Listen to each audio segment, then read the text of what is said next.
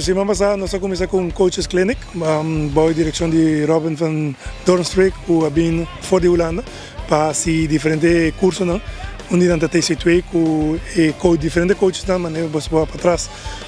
Durante a semana passada, 3 dias de semana, se interne werk, dus diferentes coisas via computer que tu reconhece, demonstração, e aí nós temos veld para demonstrar que a qualidade não tem e mostra-nos que tu não coach durante a week, mas aí não coach é coach não mesmo. Eu quero não estar coach para não parte de beisebol de Aruba, não parte para ajudar, agradecer e manter beisebol de Aruba e me estou contente de work não também, porque só não também assim e bom nunca só não também por gosta e seguir dentro do deporte, mas que portanto ajuda a crescer, não está seguir dentro de, então me quero algo importante e botar coach não tem anos tá coach e botar respeitando para a dedicação e não anos de experiência, mas também botar work não que não tá doando de na parte e sim a costa nova.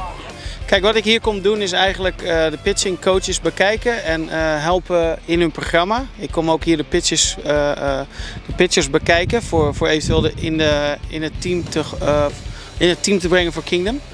Onder 15, onder 18, onder 23 en de big team.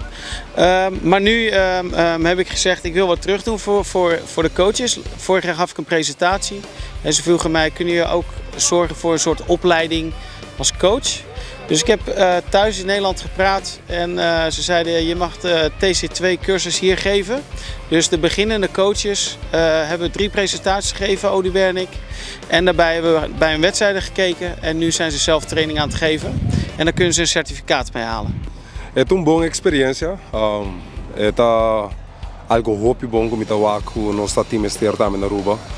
Se nos coach ng fundamento ng costa com baseball está avançando e diferentes workouts ang kudan também po usa ko na muito ng pasina develop e nos nos criamos um jogador na Aruba. Seguro nunca tá demais, portamos botin knowledge, pero tu dia não me te quer com nós como pessoa também assim e nós tá seguir crescer dentro do deporte, seguir crescer em mentalidade uega, seguir crescer em conhecimento. Para assim nós podemos desenvolver mais um jogador e já nós muito não seguir crescer, tem amor para game, riba de vosso coach, sim de conhecimento, se você algo puntra, nunca dá demais.